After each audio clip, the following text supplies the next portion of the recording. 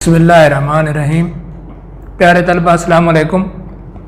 मैं sir Aqeel Abbas, biology का teacher 9th 10th Punjab college बखर। आज हमारा लेक्चर है uses of enzyme, lecture number 37। Enzyme का जो चैप्टर हमने शुरू किया था वो लेक्चर नंबर 37 तक अब हमारा पहुंचा है। हेडिंग उसकी है यूजेस ऑफ एंजाइम, एंजाइम के इस्तेमाल। एंजाइम शुरू में हमने उसकी तारीफ़ पढ़ी, फिर एंजाइम के लिए एक्टिवेशन एनर्जी की रिक्वायरमेंट सीखी, फिर एंजाइम के कैरेक्टरिस्टिक्स पढ़े। आज हम सम यूज़ एंजाइम के पढ़ेंगे। ये तो बारहा हमने डेफिनेशन में पढ़ा है। Enzyme are made up of protein, enzyme protein के बने होते हैं and they speed up biochemical reaction and not change during reaction. ये हमारे बायोकेमिकल रिएक्शन को तेज़ करते हैं और रिएक्शन के दौरान चेंज नहीं होते।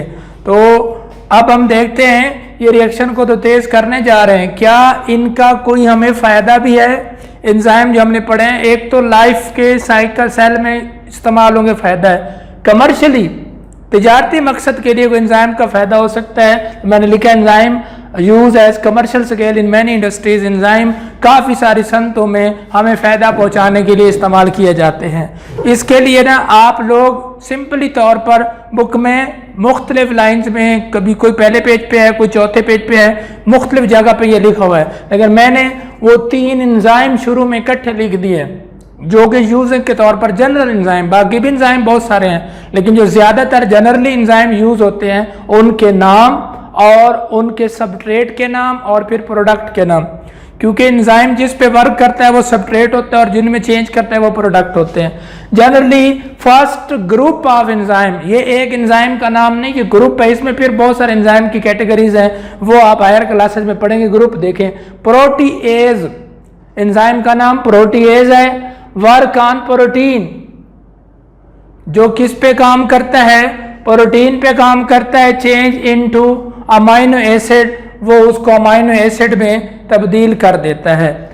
एंजाइम का नाम प्रोटीएज है, वर्क करता है वो प्रोटीन पे, प्रोटीन उसका सबस्ट्रेट होगा और उसको अमाइनो एसिड में बदलता है, अमाइनो एसिड उसका प्रोडक्ट होगा।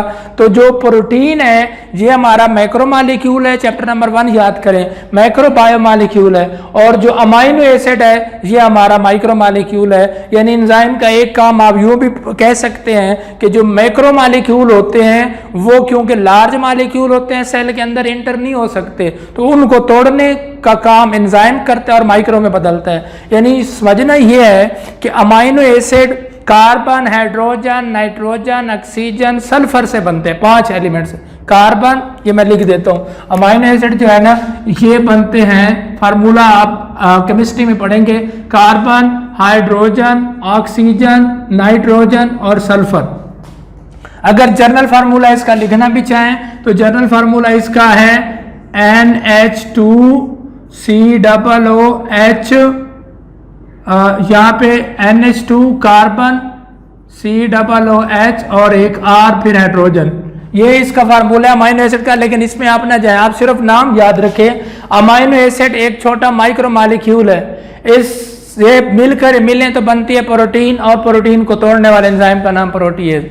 फिर इसके बाद lipase, lipase it is enzyme work on lipid, ये लिपिड पे काम करता है, चेंज इनटू फैटी एसिड, और लिपिड को जिसमें बदल देता है वो हमारे पास है फैटी एसिड। यानी फैटी एसिड प्रोडक्ट है, लिपिड हमारे पास सबस्ट्रेट है और लाइपेज एंजाइम है। और अमाइलेज एक एंजाइम है, ये वर्क करता है स्टार्च पे। स्टार्च का दूसरा नाम आप कार्बोहाइड्रेट भी लिख सकते हैं। ये मैक्रो मॉलिक्यूल है और इसको सिंपल शुगर में बदलता है। सिंपल शुगर की एग्जांपल आप ग्लूकोज लिख सकते हो। यानी आपने करना क्या है, जस्ट ये प्रोटीएज एंजाइम का नाम, लाइपेज एंजाइम का नाम, अमाइलेज एंजाइम का नाम, ये 3 एंजाइम अपने जहन में रखिए और इनको लर्न करना बड़ा आसान है। अगर भूल रहा हो कि ये मिक्सअप हो जाता है कि किस तरह वर्क करते हैं तो बड़ा आसान है।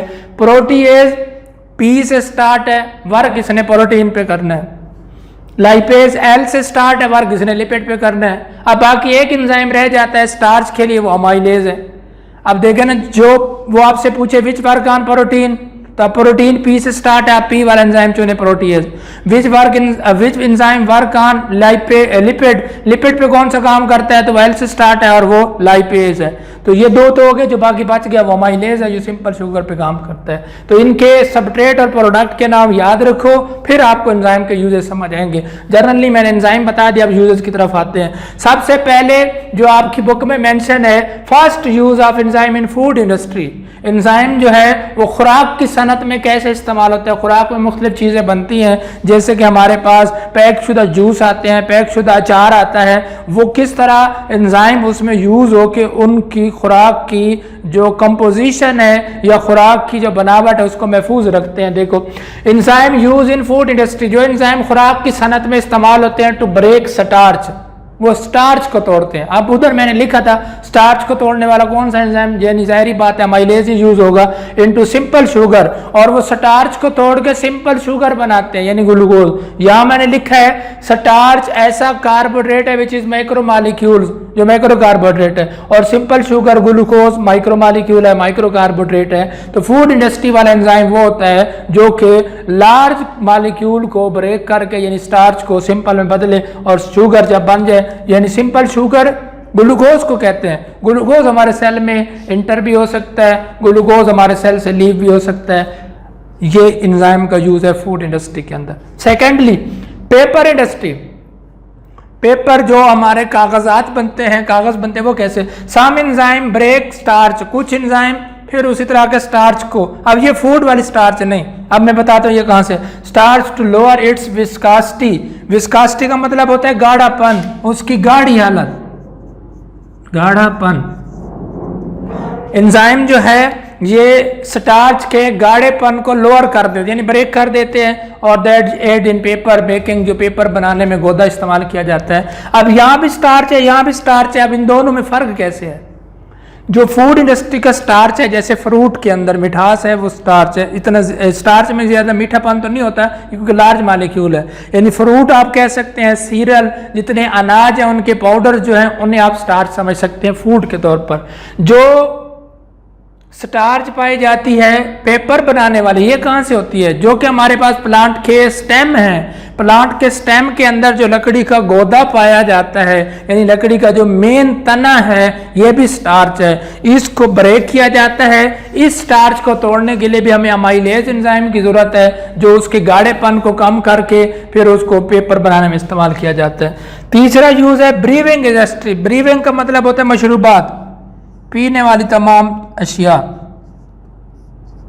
ब्रीविंग इंडस्ट्री जो मशरूबात की सनत है, मशरूब जो पैक शुदा होते हैं वो भी एंजाइम की वजह से फूड प्रिजर्व हो जाती है। Some enzyme break starch and protein. अब जहाँ जहाँ स्टार्च को ब्रेक किया जाए, आपको पता है स्टार्च शुगर में ब्रेक हो जाते हैं, सिंपल शुगर में, ग्लूकोज में, और प्रोटीन को अमाइनो एसिड में।